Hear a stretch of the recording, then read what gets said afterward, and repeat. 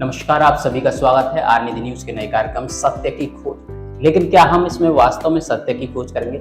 हम जानने की कोशिश करेंगे कि आखिरकार भागवत सत्य क्या है। हम अलग अलग संतों के मुखारबिंद से सुनते हैं कि सत्य है ईश्वर की साधना करना या फिर सत्य है मोक्ष की प्राप्ति करना। अलग अलग संतों के अलग अलग राय हैं। तो इस कार्यक्रम में हम विभिन्न संतों से चर्चा करेंगे और आज हम शुरुआत करने वाले हैं मीठे श्याम जी से। तो सबसे पहले अपने कार्यक्रम में स्वागत करते हैं। मीठे श्याम जी का बहुत बहुत स्वागत है। तो सत्य के विषय में हम चर्चा करेंगे, लेकिन उससे पूर्व हम भागवत सत्य के विषय पर चर्चा करना शुरू करें। सबसे पहले हम आपके नाम पर चर्चा करना चाहते हैं, क्योंकि मीठे श्याम जी ये तो कोई संज्ञा तो नहीं है जी। आपका वास्तविक नाम क्या है और मीठे श्याम जी नाम आपका क्यों? जी, मेरा वास्तविक नाम सुमित है जी। मीठे श्याम ऐसा होता है जिस प्रकार बच्चा जन्म लेता है जी, तो उसका नामकरण संस्कार होता है। ठीक उसी प्रकार जब हमारी दीक्षा होती है, गुरुदेव हमें गुरु मंत्र देते हैं, हमारा आध्यात्मिक जगत में जब जन्म होता है तो एक नामकरण संस्कार वहाँ बताया गया है। तो उसके आधार पे हमारा गुरुदेव ने नामकरण संस्कार किया, जो कि मीठे श्याम कृष्ण शरण जी महाराज कहलाया। कहाँ से आपकी भागवत शिक्षा? जी, मेरी भागवत शिक्षा वृंदावन से है, वैजयंती धाम आश्रम से है जी। कौन है? परम पूजनीय पुंडरीक गोस्वामी जी महाराज जी, राधाराम मंदिर के गोस्वामी जी। अच्छा, ये इसके अतिरिक्त जो आपकी औपचारिक शिक्षा है वो कितनी? अब मैं हाई स्कूल पास हूँ। अच्छा, तो यहाँ आपकी पुंडरीक जी महाराज से जो शिक्षा दीक्षा हुई है, यहाँ पर शिक्षा दीक्षा प्राप्त करने के बाद आप किस चीज का प्रचार प्रसार करते हैं? क्या आप बताने का प्रयास करते हैं? सिर्फ और सिर्फ धर्म का प्रचार, भगवान के नाम का प्रचार। मीठे श्याम जी, हम आमतौर से देखते हैं कि आध्यात्म को जीवन का अंतिम लक्ष्य कई बार माना जाता है कि हमें आध्यात्म की ओर बढ़ना चाहिए और यही हमारे जीवन का अंतिम लक्ष्य है। लेकिन हम दूसरी ओर देखते हैं तो हम पाते हैं कि जो पुरुषार्थ है, पुरुषार्थ से व्यक्ति प्रत्येक सुख की प्राप्ति कर सकता है और यहाँ मान लिया जाता है कि सुख प्राप्ति ही जीवन का अंतिम लक्ष्य है। तो वास्तव में जीवन का अंतिम लक्ष्य क्या है और पुरुषार्थ अथवा आध्यात्म में कौन सा मार्ग सही है? जीवन का जो परम लक्ष्य है वो सिर्फ और सिर्फ भगवत प्राप्ति है, भक्ति मार्ग है जी। पुरुषार्थ सुख प्राप्त करना ये कहना बहुत ही तुच्छ चीज है, ये तो हर कोई प्राप्त कर सकता है। तो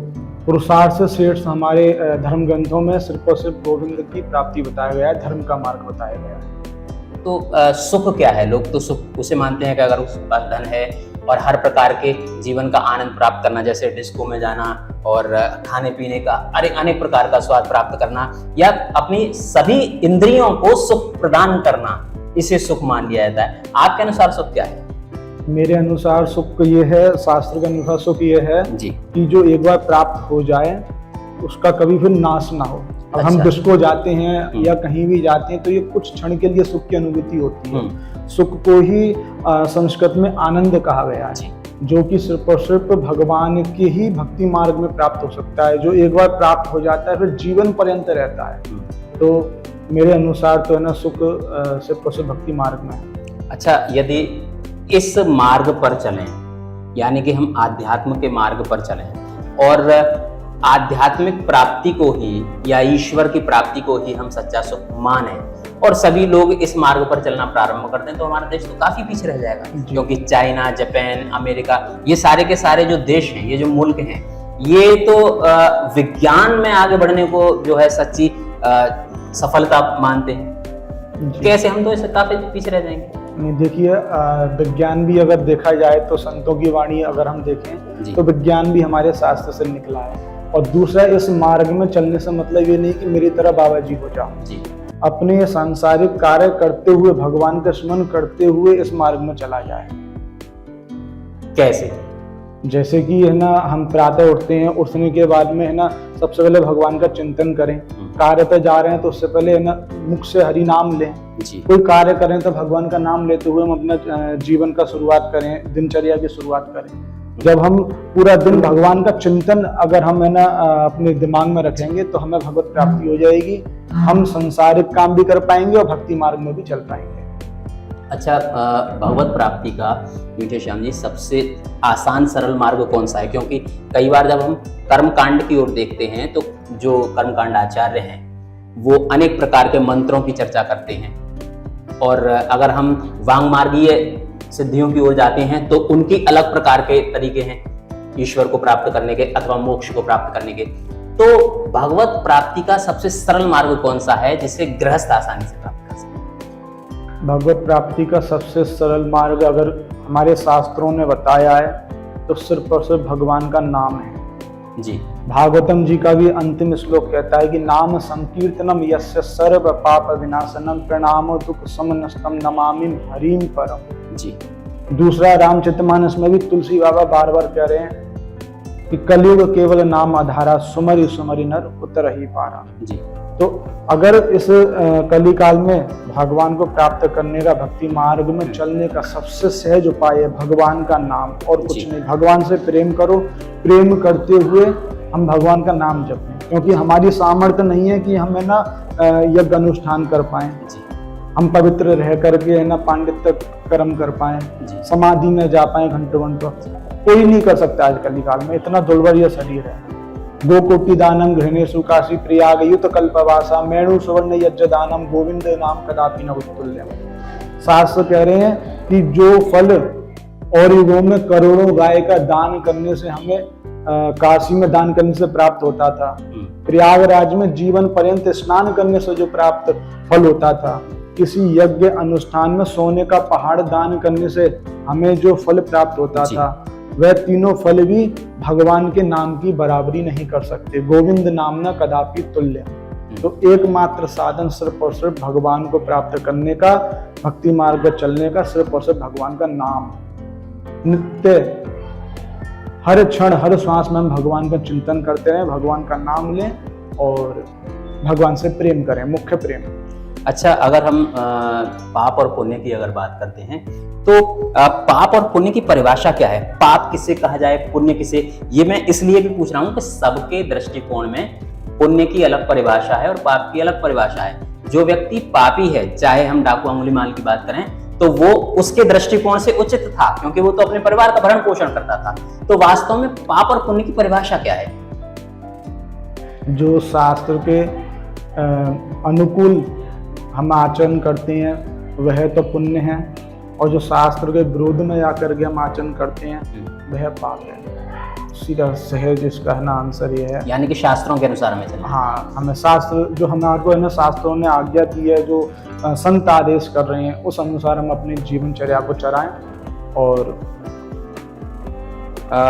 महर्षि वेद व्यास जी के विषय में कहा गया है 18 जब उन्होंने पुराणों की रचना की और चार वेदों की उन्होंने रचना की, उसके बाद में कहा गया कि अष्टादश पुराणेषु व्यासस्य वचनद्वयम् परोपकार पुण्याय पापाय परपीडनम्। तो क्या हम शास्त्रों के इतर परोपकार को सर्वश्रेष्ठ पुण्य और परपीड़ा को सर्वश्रेष्ठ पाप मान सकते हैं?